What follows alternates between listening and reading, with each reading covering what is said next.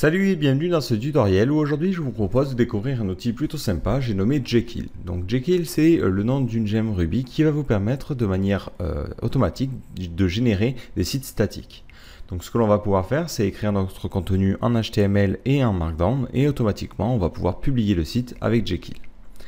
Alors la question que l'on peut se poser c'est quelle est la différence entre un CMS classique et ce type de fichier là. Donc en fait, contrairement à WordPress par exemple, qui va nous demander d'installer sur un serveur du PHP et de configurer une base de données, ce que va faire Jekyll, c'est qu'il va nous permettre de travailler en local sur nos différents fichiers. Donc on va pouvoir créer des articles au format Markdown, et lorsque l'on va être satisfait, on va pouvoir construire notre projet, ce qui aura pour effet de générer des fichiers statiques. Donc on aura autant de pages HTML que l'on a de pages réelles sur le site web. Ce qui fait qu'ensuite on va pouvoir héberger ça n'importe où, et notamment sur GitHub. Donc j'ai déjà créé un petit dépôt sur GitHub histoire de vous montrer le résultat final. Donc vous voyez ici, j'ai créé un nouveau dépôt qui s'appelle monpseudo.github.io. Donc ça c'est GitHub qui l'exige. Et à l'intérieur, j'ai publié un projet Jekyll. Donc vous voyez que le projet est relativement simple, il n'y a pas des tonnes de fichiers. Donc on a ici mes différents articles. Donc vous voyez, hop, c'est un article écrit directement au format Markdown avec quelques petites configurations. Et ensuite l'avantage, c'est que ce site web est disponible directement en tapant monpseudo.github.io. Et vous voyez ici, j'accède au site et je peux cliquer sur les différents contenus, j'ai les bonnes URL, j'ai un bon formatage. Et ce qu'il y a derrière, en fait, c'est qu'il y a seulement des fichiers HTML. Alors la question que l'on peut se poser, c'est quel est l'intérêt d'un tel système? Pourquoi je m'emmerde à utiliser ça alors que je pourrais utiliser WordPress ou autre? Alors il y a deux avantages. Le premier, c'est celui que je viens de vous dire, c'est que vu qu'on a des fichiers HTML, on va pouvoir l'héberger simplement n'importe où. Peu importe la configuration du serveur, et on n'a pas de base de données à configurer. L'autre avantage, c'est que si par exemple vous êtes plutôt intégrateur ou développeur front-end que back-end, vous n'avez pas forcément à vous emmerder avec des technologies compliquées, ou si vous voulez personnaliser l'apparence de votre site, ça va être très simple, vu qu'on va toujours travailler avec des fichiers HTML. Donc c'est pas quelque chose qui est utilisable pour des gros projets, des choses très poussées, mais par exemple pour vous créer un site personnel, ça c'est plutôt idéal. Donc ce que je vous propose, c'est de rentrer tout de suite dans le vif du sujet et de se créer notre premier projet Jekyll. Donc ici, je suis sur Windows. Donc il faut savoir que Ruby et Windows font très mauvais ménage. Donc ce que j'ai fait, c'est que je suis ici sur ma machine virtuelle. Donc j'ai utilisé Vagrant, alors j'ai déjà fait un tutoriel dessus. Et pour ceux qui ne veulent pas forcément se prendre la tête au niveau de la configuration, j'ai une machine qui a été configurée grâce à PU, PHP, PET. Voilà, donc sur cette machine-là, j'ai installé RVM, donc c'est un système qui permet de gérer les différentes versions de Ruby. Mais vous pouvez installer Ruby vraiment de base. Et du coup, je peux faire la commande gem comme ceci. Donc si vous n'avez pas cette commande gem, vous ne pourrez pas continuer cette vidéo. Donc je vous mettrai un lien si vous voulez avoir un petit peu plus d'infos, ou si vous galérez, n'hésitez pas à poster un commentaire. Donc ici, on va installer notre gem Jekyll. Donc pour cela, vous faites gem install Jekyll. Donc moi je l'ai déjà fait, elle est déjà installée, je ne vais pas le refaire vu que ça prend un petit peu de temps. Donc une fois que cette gemme s'est installée, vous allez pouvoir générer votre premier projet Jekyll. Donc pour cela, vous vous rendez dans le dossier que vous souhaitez. Donc moi ici, je me suis rendu dans ce dossier lab. Et à l'intérieur, vous faites Jekyll, new, suivi du nom de votre projet. Ici, ça va être mon site. Automatiquement, si vous regardez dans ce dossier, il a créé un nouveau dossier, mon site, qui va contenir une architecture relativement simple. C'est vraiment l'architecture de base d'un projet Jekyll. Donc on a des fichiers YML. Le premier, c'est le fichier configuration qui va vous permettre de configurer votre site de manière globale. Ensuite, on a un fichier HTML qui est la page d'accueil en fait de notre site web. Et on a les articles dans ce dossier post. Et ensuite, on va le voir un petit peu plus tard, on a d'autres dossiers qui servent à différentes choses. Donc la base de ce projet Jekyll ensuite, c'est de pouvoir le compiler. Donc une fois que vous êtes satisfait de votre travail, que vous avez écrit vos différents articles, vous vous rendez dans votre dossier et vous faites Jekyll build. Ce qui va avoir pour effet de générer un dossier site, donc qui se trouve à cet endroit-là. Et à l'intérieur, vous voyez qu'on a nos différents fichiers au format HTML. Donc par exemple, notre article, vous voyez que au niveau de l'URL, c'est jekyll/update/2014. Vous voyez, il s'est chargé d'écrire toute cette architecture de dossier un petit peu chiante. Donc si on veut regarder le site, là on ne va pas pouvoir le faire directement en ouvrant les fichiers HTML. Enfin, si je le fais, vous allez voir ce qui va se passer. Si vous glissez directement, automatiquement, il ne comprend rien au niveau des liens. Il faut directement le lancer depuis un serveur. Donc, ce que vous pouvez faire en ligne de commande, c'est faire Jekyll serve. ça va automatiquement démarrer un serveur WebBrick qui est un serveur Ruby et sur le port 4000 vous allez pouvoir voir votre site web. Donc moi j'ai configuré mon nom de domaine, mais sinon c'est 127.0.0.1. Et ici, lorsque vous tapez cette URL là, vous accédez sur votre site. Donc vous voyez qu'on a une page About qui correspond à ce fichier là. Ensuite, on a nos articles qui sont listés sur la page d'accueil, c'est ce que l'on voit ici. On a une sorte de petite boucle. Et lorsque je clique, vous voyez qu'on a la bonne URL et en fait, ça va taper ce bon fichier. Voilà, donc ça, c'est le fonctionnement de base de Jekyll. Donc ce qu'on va faire, c'est qu'on va essayer un petit peu ça. Donc si vous voulez lancer un serveur qui écoute les modifications, parce que c'est un petit peu chiant de le relancer tout le temps, vous faites --watch. Alors, il faut savoir que moi, je suis sur Vagrant avec un dossier lié. Vous voyez que c'est un dossier Windows et là, j'ai accès sur ma machine. Donc, ça pose pas mal de problèmes. Donc, si vous êtes dans le même cas que moi, vous pouvez rajouter l'argument --force_polling, ce qui va automatiquement vous permettre de forcer l'actualisation. Donc, ce que je vais faire, je vais me créer par exemple une nouvelle page. Donc, on va imaginer, hop, on va l'appeler contact.md. Donc les pages utilisent deux syntaxes. D'abord on a le YFM, donc c'est YML Front Matter, qui vous permet de définir différentes variables. Donc ce YML est délimité par 3 tirets suivis de 3 tirets. Donc d'abord on va préciser le layout à utiliser. Donc les layouts sont tout simplement dans ce dossier layout ici. Donc on en a 3. Le layout par défaut, si vous ne précisez rien, c'est celui-là qui va être utilisé.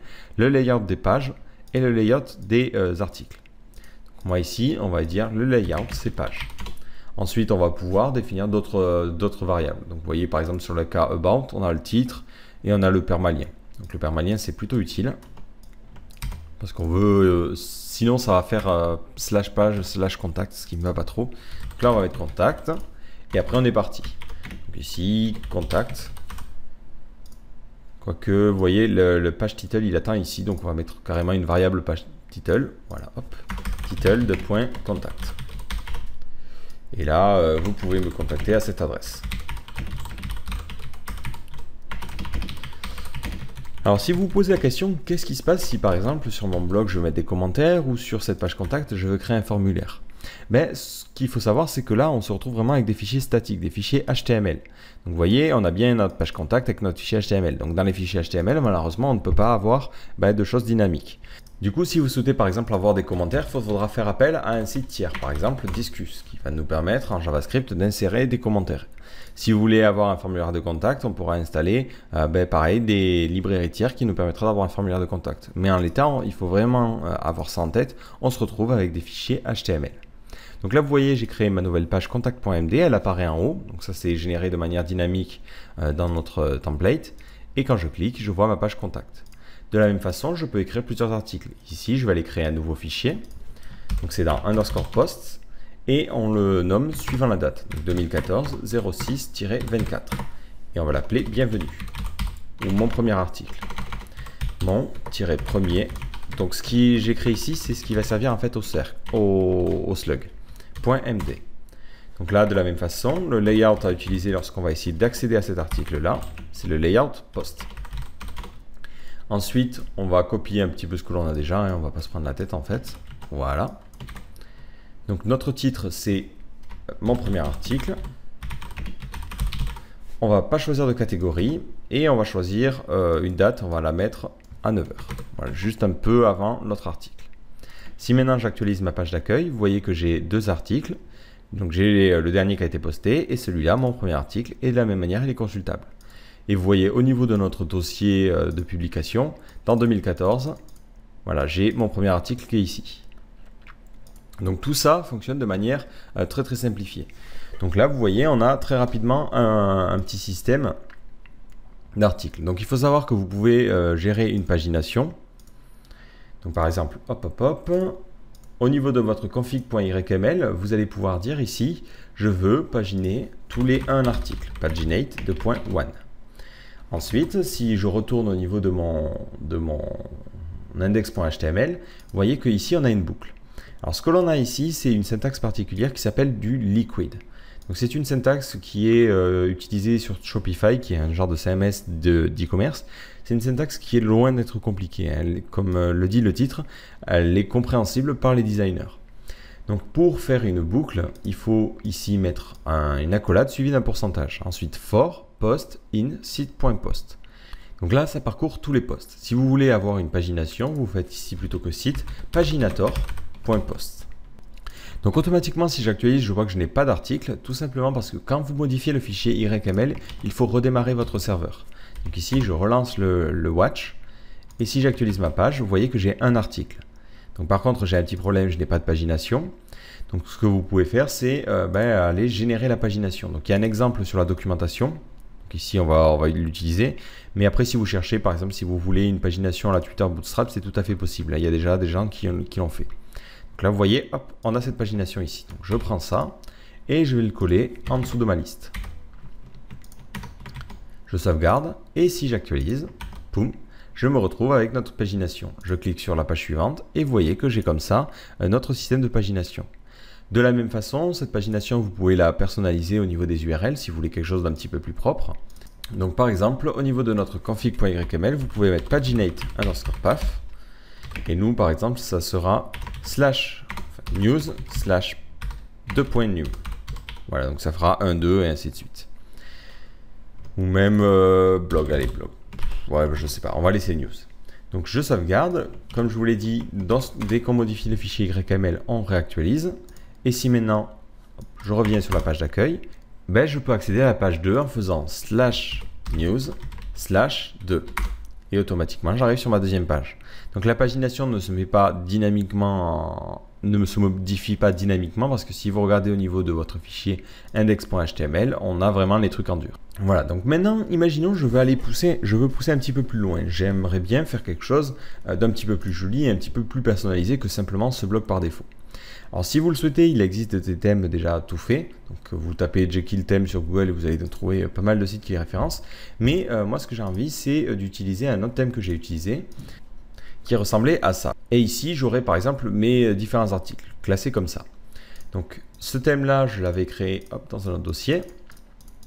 Voilà, donc on a d'abord le CSS. Donc le CSS, je vais tout simplement le copier dans le dossier CSS.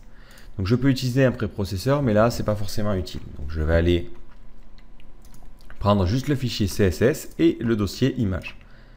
Voilà, je crois qu'il y avait besoin d'absolument rien d'autre. Ensuite, je vais copier l'HTML. Donc l'HTML, au niveau de mon fichier, c'est ici. Voilà. Donc ce que je vais faire, c'est que je vais copier tout l'HTML que l'on a ici et aller le copier dans notre index.html de notre site. Voilà, comme ceci. Et là, on va morceler un petit peu. Donc d'abord, on va indiquer le layout à utiliser. Donc ici, on va mettre layout default. Et on ferme, toum. Ensuite, donc ça va utiliser ce layout par défaut qui ne fait pas grand chose. D'abord, ça déclare le doctype, ça ouvre la balise HTML et on a head.html qui va contenir tout ce que l'on a dans le head. Donc ici, on va mettre tout ce que l'on a ici. Donc là, je vais aller dans includes, head.html et je vais aller modifier pour mettre ça. Hop. Et on va le mettre juste avant. Pourquoi? Parce que je vais avoir besoin de différentes informations. Donc d'abord, on a besoin du titre de la page. Donc vous voyez que là, on a une petite condition. On dit si la page a un titre, alors on met le titre de la page. Sinon, on utilise le titre du site. Donc lorsque vous faites site.quelque chose, vous pouvez accéder à n'importe quelle variable de configuration qui est ici. Donc là, on va l'appeler mon super site. Au niveau de notre head.html, on va modifier ce titre pour récupérer ce qui a été fait là, ça me satisfait. Ce que vous pouvez faire, c'est par exemple dire ici, si on a un titre de page, hop, je mets un pipe suivi de mon super site. Ça marche tout aussi bien. Ou carrément la variable qui est directement dans la configuration. Donc là, vous imaginez, vous faites un petit peu votre popote. Donc ensuite, je charge Google Font. Je charge mon CSS. Alors là, le problème, c'est que le lien peut changer suivant où je me trouve. Donc si vous voulez mettre ça, on a un exemple ici. Vous mettez le lien de votre CSS. Donc moi, c'est /css/app.css. Et ensuite, vous voyez qu'il y a un petit filtre qui dit prepend site.url. C'est-à-dire, juste avant, tu vas mettre l'URL du site. Donc là, vous pouvez soit le faire comme ils ont fait, soit mettre deux fois, comme ça, des variables. Donc là, d'abord, on va mettre l'URL du site, suivi de /css/app.css. Là, à vous de voir. Donc nous, on ne va pas se prendre la tête, on va reprendre vraiment les exemples qu'ils ont donnés, histoire d'éviter de cumuler les problèmes. Voilà, et là on va supprimer ce CSS et on va mettre toutes leurs conditions. Et voilà, hop, hop, hop. Donc là, notre head est fait. Si j'actualise ma page, ici, vous allez voir, déjà, on a un changement au niveau design. Ça fout un petit peu le bordel, mais c'est normal. Donc là, le CSS qui est utilisé, moi, il ne s'appelle pas main.css, mais il s'appelle app.css. Donc je sauvegarde, et maintenant, hop, vous voyez qu'on a déjà une petite apparence qui commence à se mettre en place. Donc je vais revenir sur mon index.html, on vient de découper le head. Ensuite, on a le header. Donc tout ce qui est header, poum, poum, poum, on va aller le placer dans header.html. Donc c'est là où on avait cette icône avec le hamburger, le fameux hamburger qui est en haut. Donc au niveau de l'image ici, ben pareil, on va mettre site.url, puis suivi de /image/logo.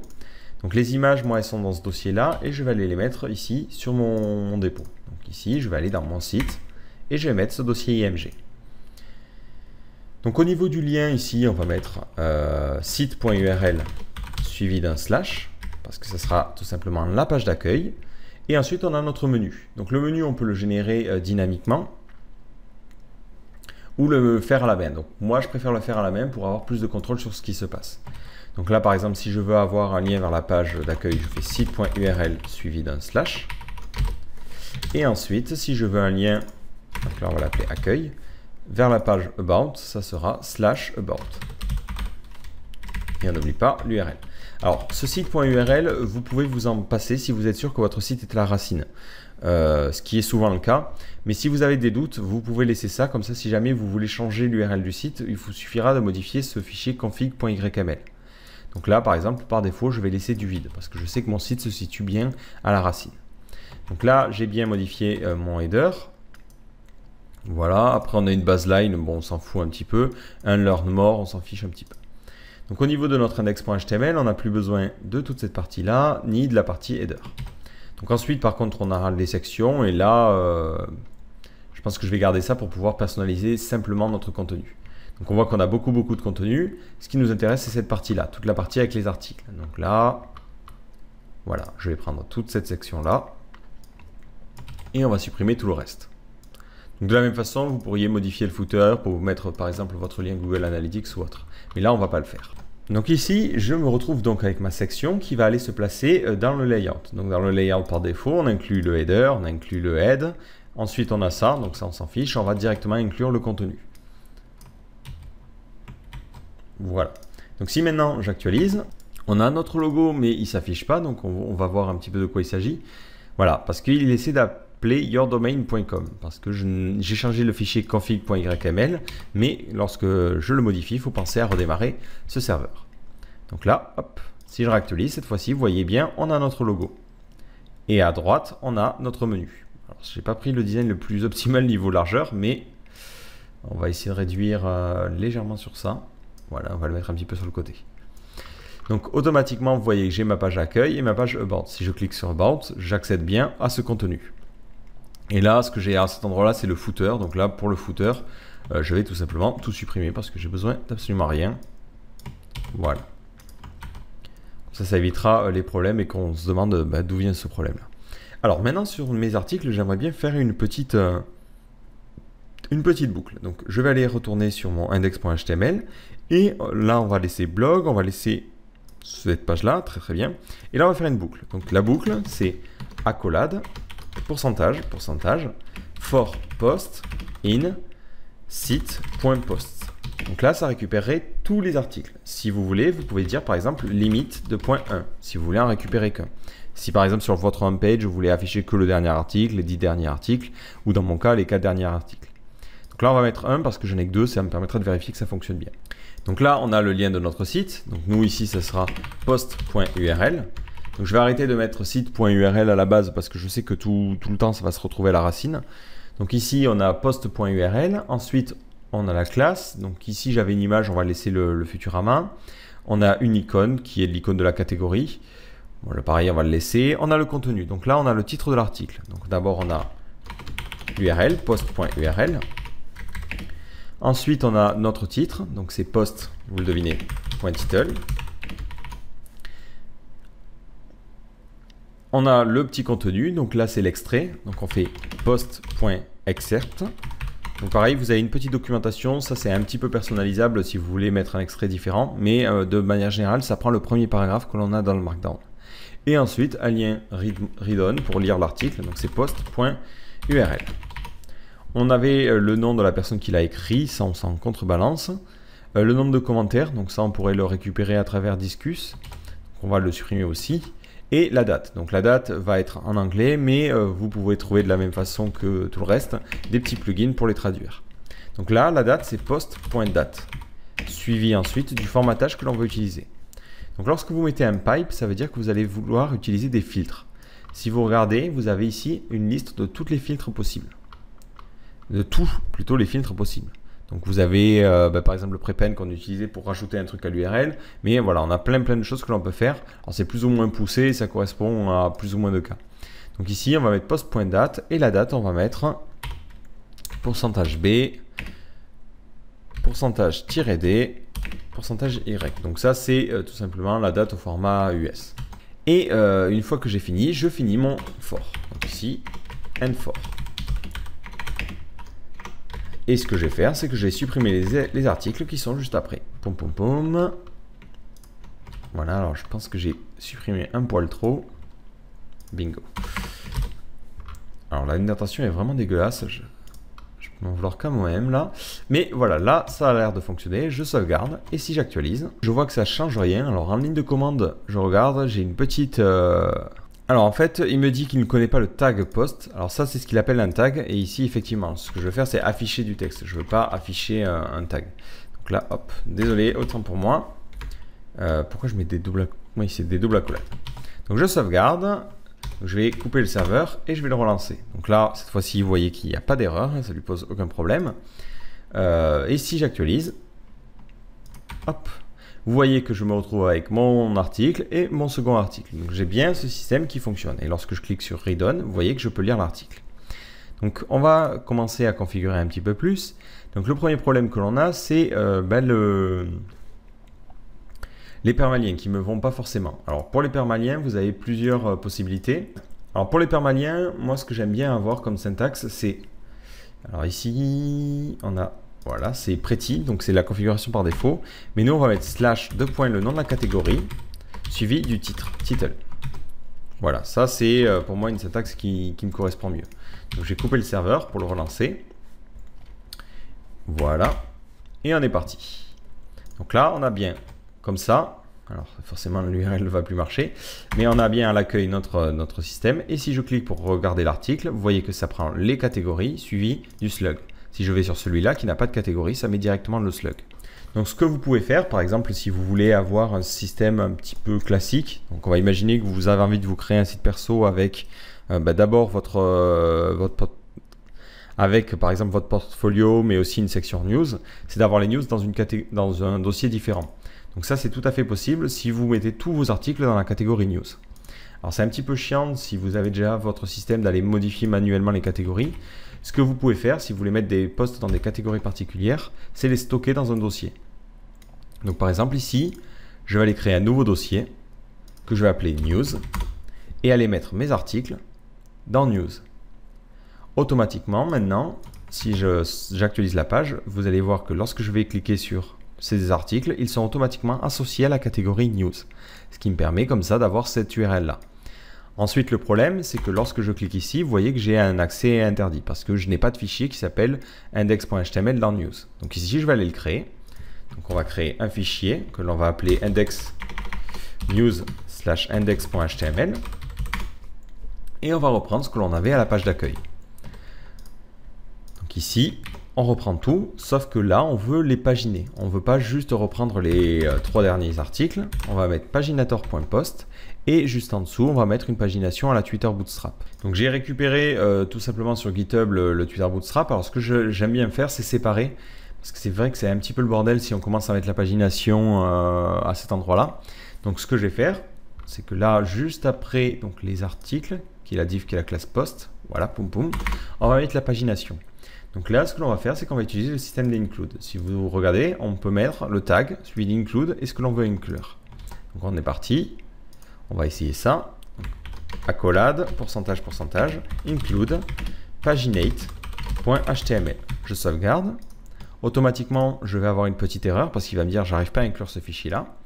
Donc ici, on va aller dans Includes et on va créer un fichier paginate.html. Et à l'intérieur, j'y code le code de bourrin que j'ai trouvé. Sauf que moi, l'URL de la pagination, je veux que ça soit tout simplement /news. Donc là déjà, et pas page, mais directement /news/ le numéro. Donc là, je vais sélectionner toutes les occurrences de page. Ça fera /news/ le numéro. Et au niveau de notre première page, ça sera /news, tout simplement. Voilà. Donc à cet endroit-là, ça va fonctionner. Donc vous voyez que cette fois-ci, il a compilé sans problème. Donc je vais aller sur la page news. Je me retrouve à voir un seul article avec la pagination, qui n'est pas designé parce que je n'y ai pas pensé au niveau du CSS. Si je vais sur la page numéro 2, je vois bien que j'accède à la page numéro 2. Et hop, et automatiquement, il aura dû mettre la classe active. Voilà. Donc là, on a notre système de pagination qui fonctionne bien. Sur la page d'accueil, en revanche, comme je vous l'ai dit, on voulait mettre une limite à 1. Alors, je ne sais pas pourquoi, j'ai dû le supprimer pendant tout à l'heure. Donc on revient sur l'index.html et ici, on va mettre limite de .1. Alors, je ne sais pas s'il faut mettre un filtre ou pas. Non, pas besoin. Et vous voyez qu'ici, on a bien notre seul article. Donc moi, dans le cas de ma maquette, j'en avais 4. Donc ici, on peut avoir, par exemple, les 4 derniers articles qui sont à cet endroit-là, et ensuite le reste. Alors, un autre petit détail, c'est que ces articles, vous voyez, ils ont une genre d'image à la une. Et j'aimerais bien garder ce concept-là. Donc, ce que je vais pouvoir faire, c'est au niveau de mes différents articles, ici, donc c'est dans Post, aller créer une variable qui va contenir le nom de l'image. Donc ici, je vais aller me placer dans mon dossier Mon site et dans mon dossier IMG. Je vais créer un nouveau dossier. On va l'appeler Works. On va l'appeler Uploads. Vous pouvez créer un dossier Assets. Bon, là, c'est vous qui voyez. Et là, on va aller uploader différentes images. Donc là, je vais prendre tout simplement des photos que j'ai prises en random. Hop, on va en prendre 2-3 histoire d'avoir suffisamment. Voilà. Donc là, par exemple, je vais mettre celle-là pour le premier. Donc c'est dans le dossier /uploads. Donc ici, on va mettre IMG. Et le chemin, ça sera uploads / le nom de l'image. Pour mon second article, hop, l'IMG, ça sera le dossier uploads / cette image-là. Alors c'est JPEG en minuscule, impeccable. Donc je sauvegarde. Ensuite, au niveau de mes articles, ici, lorsque je les liste, donc ça sera dans index.html, on va faire que la partie listing à la page d'accueil. Hein. Ben, là, à la place de cette image-là, ben, je peux mettre directement hop, /img ben, ensuite ce que j'ai dans le header. Donc c'était tout simplement post.img. Je sauvegarde et si j'actualise, vous voyez que j'ai mes images. Elles sont évidemment beaucoup trop grandes parce qu'il fallait qu'elles aient une largeur de 550 et une hauteur de 300. Alors je sais que là c'est un petit peu fait à l'arrache vu qu'idéalement il faudrait créer une image en 555 par 300 si on voulait faire les choses vraiment proprement. Et au niveau du alt, je vais mettre tout simplement le titre de mon article. Post.title. Donc vous voyez que c'est très très simple au niveau de la syntaxe. Et là, je me retrouve avec mon système. Si je clique, j'arrive sur cette page-là. Imaginons que vous avez envie de personnaliser pour qu'ici on ait le fond qui reprenne le fond de notre article, ben on va pouvoir aussi le faire. Donc ici, c'est tout simplement dans la partie layout carrément. D'ailleurs, je vois que sur la partie article, c'est pas forcément très bien stylisé. Donc si je reprends l'index.html, les posts étaient entourés de cette section-là. Donc voilà, on va avoir besoin de ça. On va tout prendre. Et là, hop, au niveau de notre layout, celui pour les articles, on va aller entourer. Bon, bah, carrément, on va tout supprimer, voilà. Donc là, on va mettre le titre de l'article. Donc c'était post.title ou directement page.title, vu que là, on est plus dans le cas d'une page. On ne met pas de paragraphe juste après. Et après, div.section-content, le contenu, content. Et on ferme. Donc je sauvegarde, j'actualise. Donc maintenant, vous voyez que l'article est un petit peu plus sympa. Au niveau du titre ici, on avait mis c'était un H1 qui était en float left avec une largeur de 200. Donc on va lui donner une largeur de 100%. Donc on va le faire à l'arrache. Style égale width 100%. Et ce que je vous avais dit, c'est que j'aimerais bien que mon image se retrouve à cet endroit-là. Et là, on va mettre un texte align left.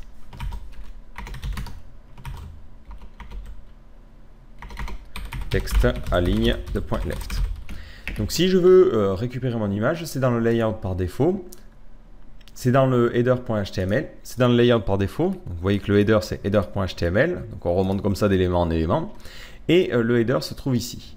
Donc là, si je veux le changer, je peux faire style égale background image de point URL suivi de l'URL de l'image. Donc c'est /img / suivi de page.img.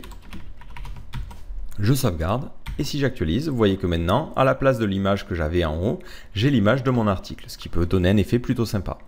Le problème, c'est que lorsque je vais sur la page d'accueil, je n'ai plus d'image.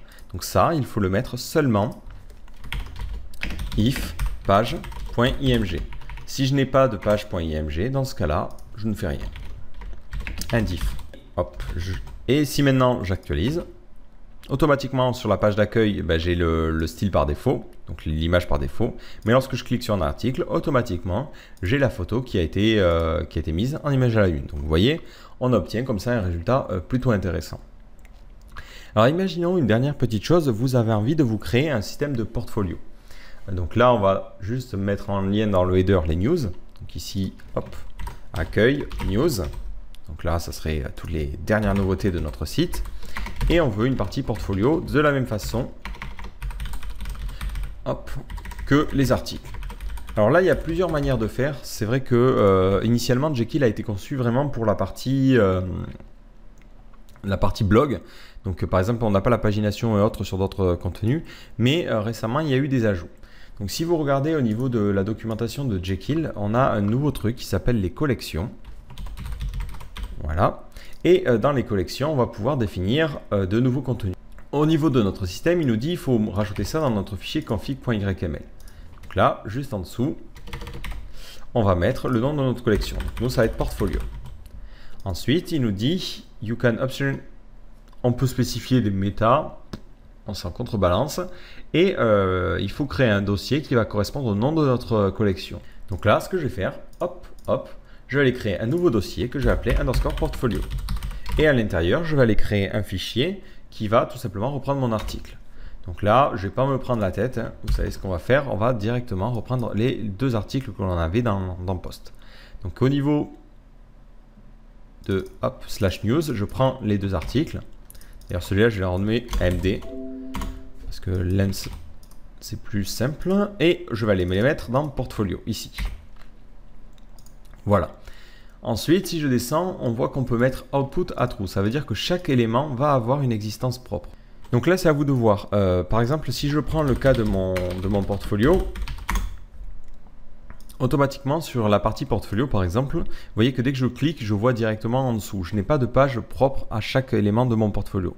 Donc là, c'est à vous de voir si vous souhaitez l'avoir ou pas. Donc là, pour le coup, on va mettre true parce qu'on va prendre la même disposition que le bloc. Donc ici, dans portfolio, on va modifier ces articles-là. On va l'appeler ma première réalisation. Et celle-là, on va l'appeler ma seconde réalisation. Voilà, c'est pour les séparer en fait des articles. Ma seconde réalisation. Donc là, par exemple, au niveau du layout, vous pourriez utiliser page ou carrément créer un nouveau layout portfolio.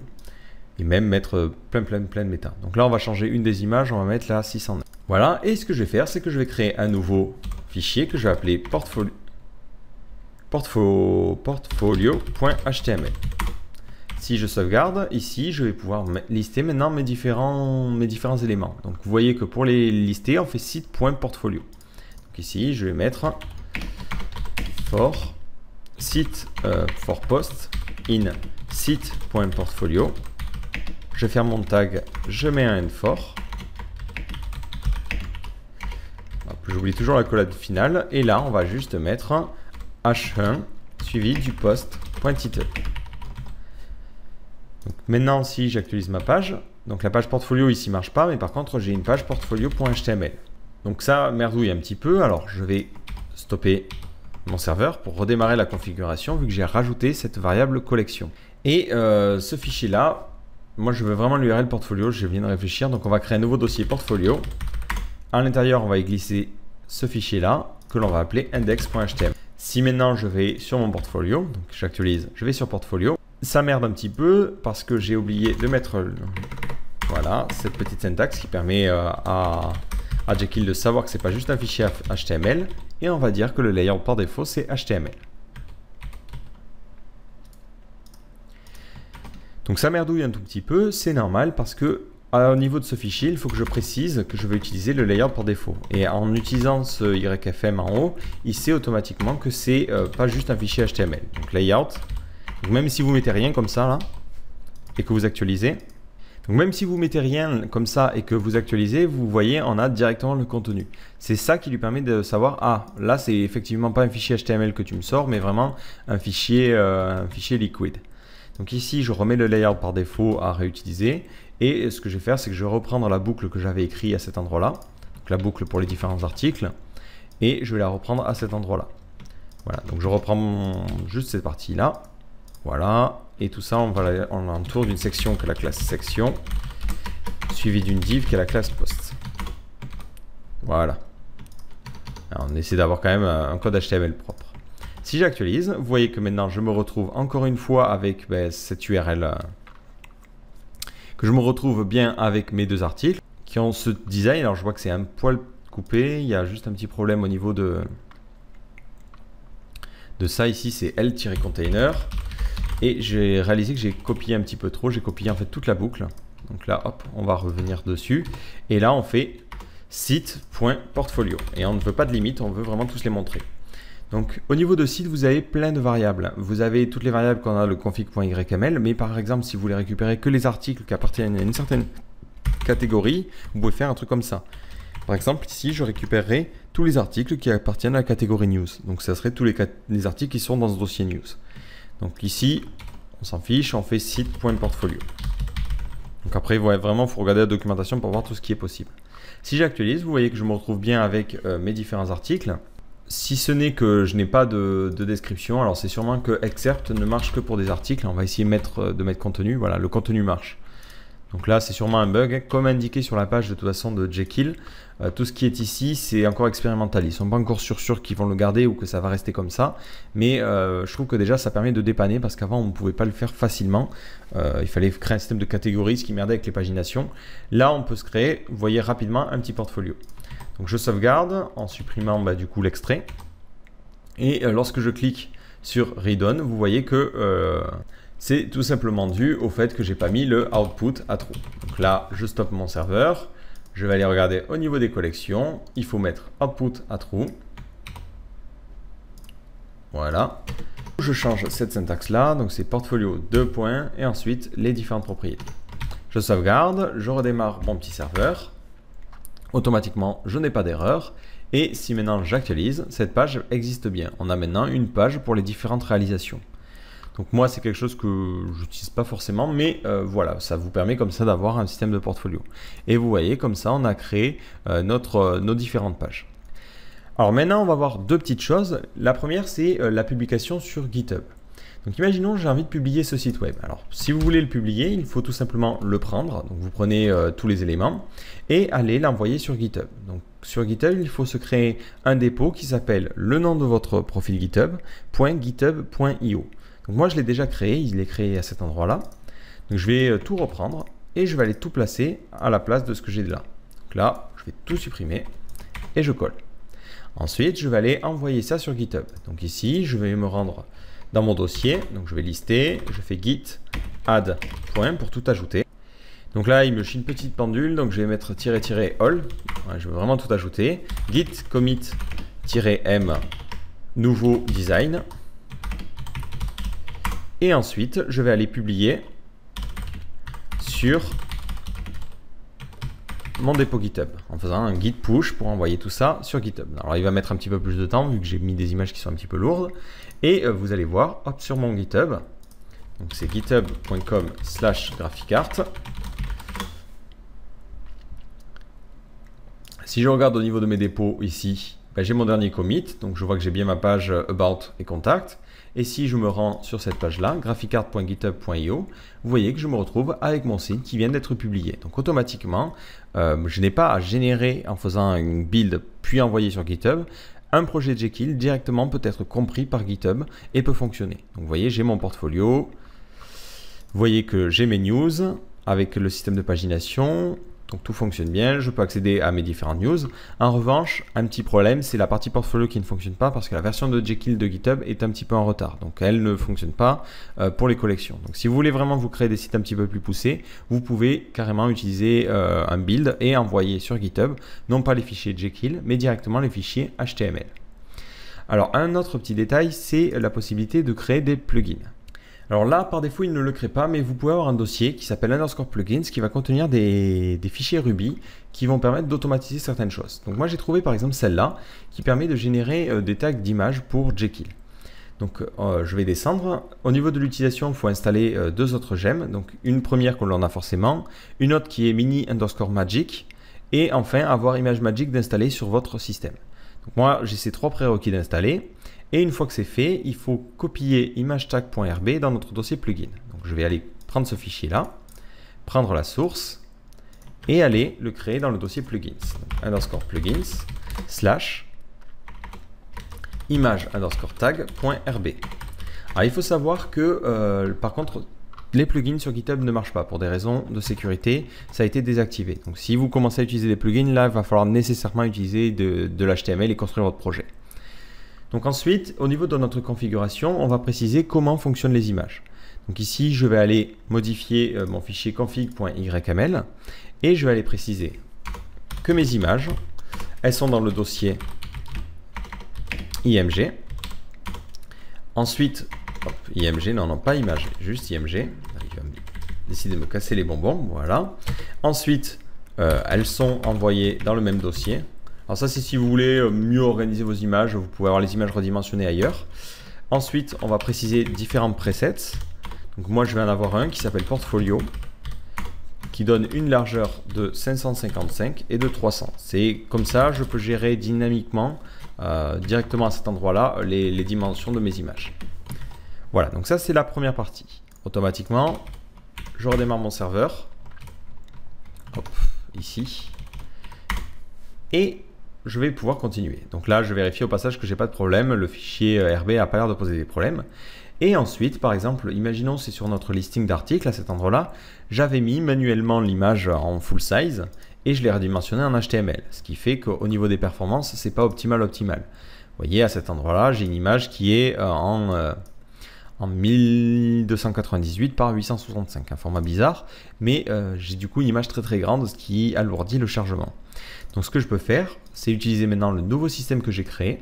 Donc à cet endroit-là, je supprime ça et je mets un tag, image, le format, donc 555 par 300, ou je peux directement mettre portfolio. Ensuite, je mets l'URL de l'image, donc c'est post.img. Donc c'est par rapport au dossier que j'ai précisé dans le config.yml. Et ensuite, l'attribut alt. Donc alt, c'est post.title. Je sauvegarde. D'ailleurs, je me demande s'il faut laisser les guillemets. Bon, on va laisser les guillemets. Donc je sauvegarde, je vérifie au niveau de mes lignes de commande que je n'ai pas d'erreur. Donc ça a l'air d'être bon. Alors, je vais redémarrer le serveur juste pour être sûr parce que je pense pas qu'il recompile en fait s'il ne voit pas les images. Donc là, automatiquement, vous voyez, il recompile mes deux images. Il en a généré deux. Donc si je regarde au niveau de ma page et que j'actualise, que j'inspecte mes deux éléments, plutôt que d'avoir l'image originale, il a directement généré une image en 555 par 300. Si je regarde au niveau de notre dossier site, donc c'est dans mon site underscore site, je vais dans IMG, dans Uploads, je vois que j'ai deux nouvelles images qui correspondent tout simplement aux images générées. Ce que je vais faire, c'est que je vais aller dans la partie portfolio et je vais faire la même chose. Donc pour voir si cette image-là va automatiquement être générée ou pas. Mais effectivement, il me semble que non. Donc là, je copie cette petite ligne de code que je vais aller copier automatiquement dans la partie portfolio index. Donc là, hop, on est à cet endroit-là, je copie ça. Je sauvegarde. Je regarde au niveau des lignes de commande. Non, il a l'air de bien générer. Bon, il y a eu un petit problème au début. Et automatiquement, il va générer comme ça des images aux différents formats. Donc ça, c'est un petit peu plus poussé parce que c'est vrai que ça vous demande d'avoir ImageMagick et d'avoir un serveur un petit peu mieux configuré et d'avoir aussi la gemme MiniMagick qui permet de piloter un petit peu tout ça. Mais vous voyez que du coup, ça permet vraiment de gagner beaucoup de temps si vous voulez créer des sites vitrines assez simples. qui n'ont pas forcément d'éléments dynamiques, mais c'est vrai que ça vous fait gagner du temps et ça génère le code pour vous. Donc après, vous pouvez lancer des choses encore plus poussées. Vous pouvez par exemple avoir un système qui va compiler les fichiers Compass, un compilateur de CoffeeScript, un minificateur d'index d'HTML, et ainsi de suite, ainsi de suite. Là, je vous ai vraiment montré que le début, et encore j'ai poussé pas mal, mais vous voyez qu'on peut faire tout un tas de trucs avec Jekyll. Donc c'est avant tout destiné pour GitHub, ça a été créé d'ailleurs à cette occasion-là.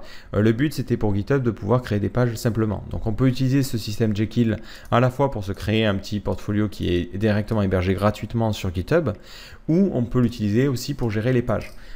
Si par exemple je prends le cas du plugin, je crois que c'est le plugin Média. Pour le plugin Média, pour générer la documentation, j'ai dû créer une branche gh_page et à l'intérieur mettre des fichiers HTML. Et ces fichiers HTML, je les ai gérés manuellement, ce qui fait que dès que je dois mettre à jour la documentation, modifier un lien dans le header, c'est chiant. Là, avec Jekyll, vous voyez que c'est très simple. Je peux directement avoir mes différentes syntaxes, mes différents fichiers séparés. C'est plutôt pratique. Donc voilà, j'espère que ce tutoriel vous aura permis de mieux comprendre ce qu'est Jekyll, ou la prochaine fois que vous voyez ce mot-là, vous saurez de quoi il s'agit. Donc si vous avez des questions ou des suggestions, ou même que vous connaissez d'autres outils, peut-être un petit peu plus simples à installer que Jekyll, n'hésitez pas à le partager en commentaire, ça permettra de faire avancer tout le monde.